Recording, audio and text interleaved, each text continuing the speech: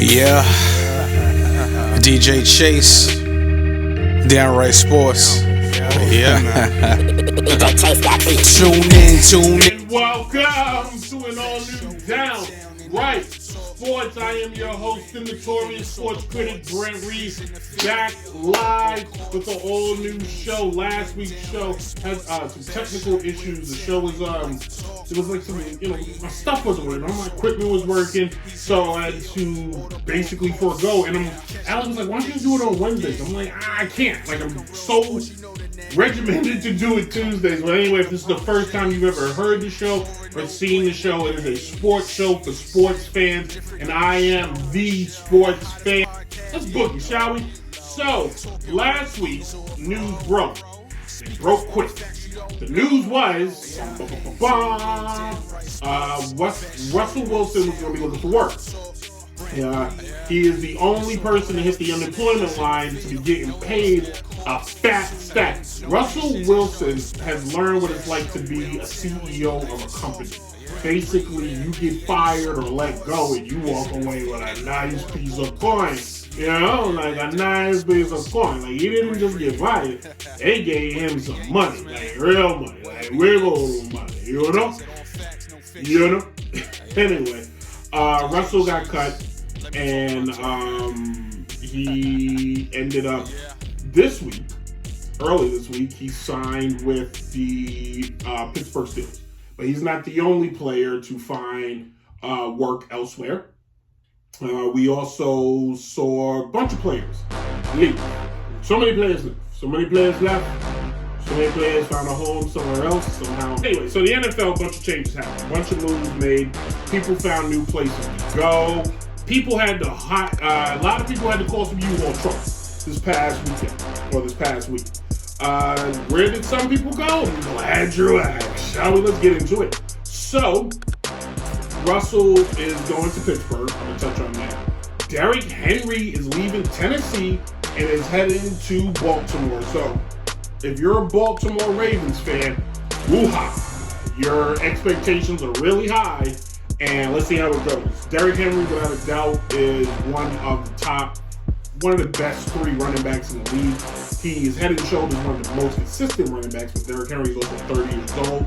And there's been I love the the newfound history people tend to come up with in the cases of some of these players. I'm going to touch on that, but congratulations to Baltimore and Derrick Henry.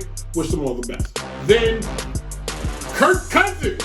You like that? Kirk Cousins is on his way. I just want to say something right now. The Knicks busting Philly's butt right now. I mean, beating the dog mess out of them. Like, ooh, it don't look good. Anyway, Kirk Cousins is leaving Minnesota and going to his third NFL team, the Atlanta Falcons. I'm not sure if this is great. I think Kirk Cousins, in my opinion, is the most overrated quarterback of all time. In recent time, I think it's not his fault that Washington drafted him and basically told RG3 you're on borrowed time. But Cousins, in my opinion, statistically, yeah, he puts up good numbers, but has won nothing. He didn't win anything in Washington. He didn't win anything in Minnesota. All he did was steal money in this narrative. Yes, it's hard to get a quarterback, no question. There are 32 teams, and it's tough to get a QB. But do we have to act like this quarterback is as good as his peers? And he's not. I'm sorry, he's really not. And he's going to Atlanta. They gave him a 4-year deal, which I think is hilarious because he's never won an MVP. He's never went to a Super Bowl. But Russell gets cut by his team. And think of the narrative here. All right, Kirk Cousins. I don't know if he was under contract. I don't feel like researching it, but whatever. But Cousins is allowed to be a free agent, where Russell is publicly told we're not going to start him because we don't want to pay him. The head coach calls him out like a dog, and then he gets cut and thrown out in the street, and everybody just assumes he can't play. But Kirk Cousins is the one we all are supposed to bow out the altar to. When if you look at statistics, Russell, countless playoffs, comebacks. I even had his numbers written down on something. Did I do it on this pad or a different pad? But Cousins, yes, he had a better defense. Russell, yes, he had one of the most historical defensive teams of all time. No question. Blah, blah, blah, blah, blah. But without a doubt, as quarterback, that is outside. As a quarterback, has led two teams to the Super Bowl. Okay? And had his team in conversation each time. Now, when he got to Denver, that's a different story. Kirk Cousins has never had his team the only way a team of Kirk has made the Super Bowl is if you're a fan of the Minnesota Vikings and you play with them in Madden. Outside of that, he hasn't made it. So the fact that he gets a nice lengthy extension and assume he's going to be the starting quarterback of that team, while Russell, the narrative, he has to earn it and start it, is just absurd and disgusting to me. But we'll keep moving. Saquon Barkley. Saquon. Brother. I understand the Giants didn't want to come up off that bag. I get it. I'm here for it. I think the Giants made a big mistake because the Giants chose to sign and give the money to a fair-weather wannabe Josh Allen, because that's what he is. Daniel Jones is a wannabe Josh Allen. They paid him, but you won't pay Saquon, who, yes, he's been hurt. But when he plays, he balls. He balls out. He gets busy on the field. And you're the Giants. And you let him go to Philly? You ain't having it. Like, if you want to assume that the Giants have just become inept and are just lost in what they're doing, allowing a talent like Saquon Barkley to go to Philly and link up with that offense, that quarterback who you have Daniel Jones, who you think is a running, throwing quarterback. Well, Philly actually has a running, throwing quarterback in Jalen Hurts, and you're letting him go down there, and he's going to play you twice. He's going to ball out each time. And you should be ashamed of yourself, Giants, for letting that happen. That is the equivalent of what the Washington Nationals let Bryce Harper do, in my opinion. Now, the Nationals won a World Series. So, Bryce going to Philly is moot. But Washington Nationals are trash, while Philly's always in conversation. And the Giants right now, you're trash.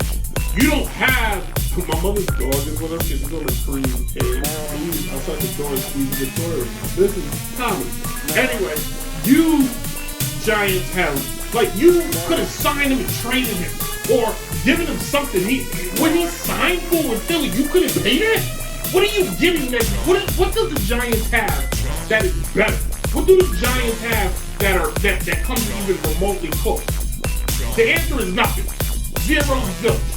And if you're in this rebuild process, you know what rebuild is code for? We suck and we don't know what we're doing.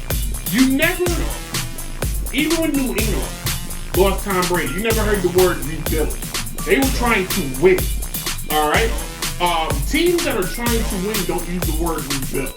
They don't purposely sabotage with their team for whatever reason. It just tells me these teams are here to collect a paycheck because it's an NFL team. They're going to get paid no matter what. MetLife Stadium will fill out whether the Giants are good or bad. Simple as that. And I'm here to tell you right now, next year, when Philly comes to visit the Giants, Saquon, I'm calling it right now. If you're watching or listening, hear what I'm saying to you. Saquon will rush for 150 yards in that game. Book it. I'm going to lose this paper, but I'm going to say it here. 150 of them things versus Giants. Or G-Men. Which is a stupid name. Let's get back. We'll stay on script here. Let's get back to the script. Okay? So, who's going to have the biggest impact on some of these moves? And I know there were other moves. But, in my opinion, the biggest impact will be Russell Wilson. Because the Pittsburgh Steelers were treading water the last 2-3 years with no quarterback. Zero quarterback. Mike Tomlin is without a question one of the best coaches of all time. Okay? say what you will, he doesn't play in the easy conference, all right, easy division or conference for that matter. Tomlin, and I'm gonna make sure I get these numbers right. I'm gonna make sure I get everything I say correctly here. So if you do listen to the show, you don't give me crap for it. But if you look at the AFC, these are the teams the Steelers have to try to overcome. Buffalo, the Dolphins, both good. Okay? The Ravens, the Bengals, and the Cleveland Browns. All three are good. All three also play in his zone. In the AFC South, that's dumpster fire. And in the AFC West, the team that runs all the AFC, the Kansas City Chiefs, the rest of the Detroit. He has to try to overcome that. And he has done so. And he has found a way to make that team win consistently, consecutively, constantly. It may not be fancy, it may not be sexy, but he has done so constantly. Okay? What we need to recognize is the fact that he has done it with mediocre to terrible quarterbacks. Like, the quarterbacks he's had, they're not good quarterbacks.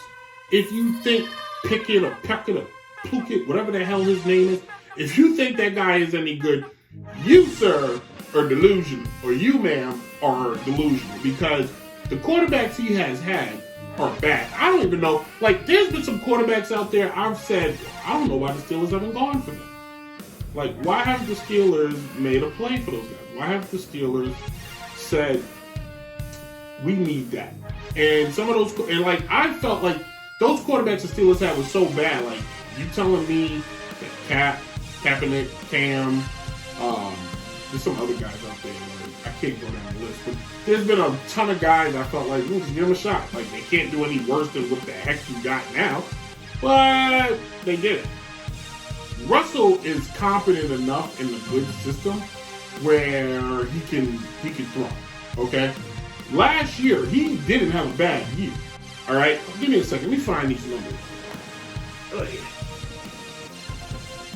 Yeah, here's Russell. So, last year, even the year where he was trash, he was 16 for 11. All right? Last year, he went 26 for 8. That ain't half bad, okay? When it comes to touchdowns, guess what? He was ranked 8. There are 32 teams, and he was 8. He was one of the better quarterbacks out there last year. When it comes to winning games and coming back, he can do the job because he has tons of game winners and comebacks, okay?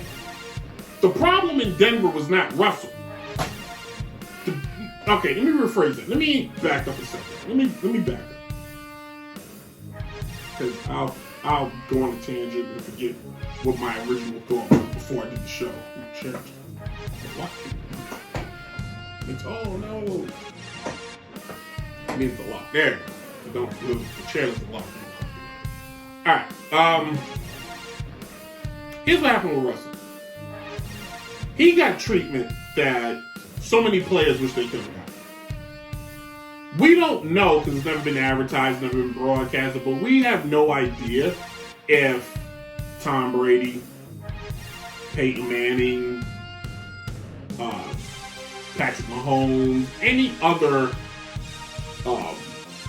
franchise quarterback has ever had what he got, an office, all this other stuff, right? We don't know. But the moment Russell signed with Denver, the narrative about him was not positive. He was like, why is he so gun-ho to be the Denver Broncos guy? Like, why is he like, let's ride, Denver Nation?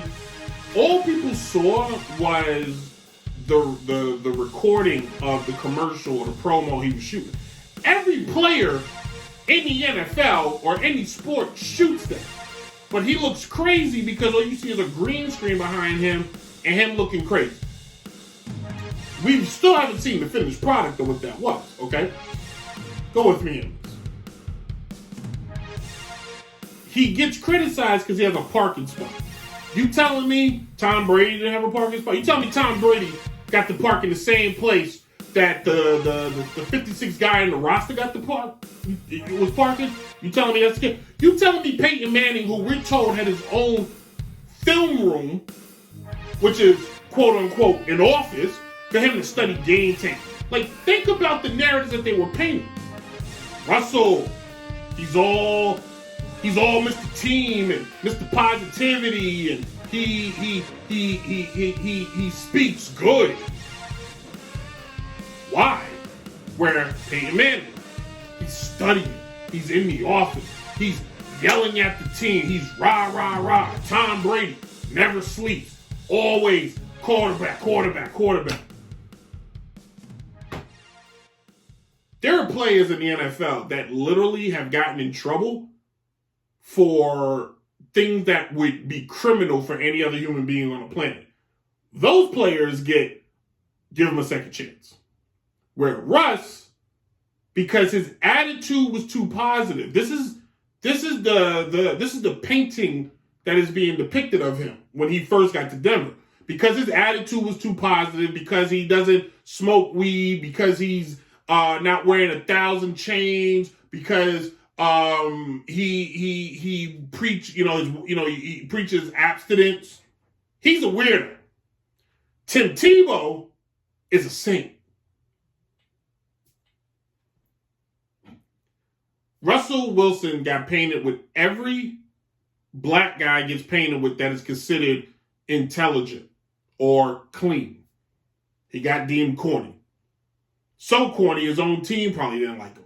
I have no idea, but I can tell when your team don't come to your aid and come to your back, the narrative got painted. He was boring and he was corny, and he probably was. He probably is a corny guy. He's probably too commercial. He's that guy at work that's literally on time all the time and does nothing wrong, and it's a pain in the butt when you are trying to get, you want to show up a little late.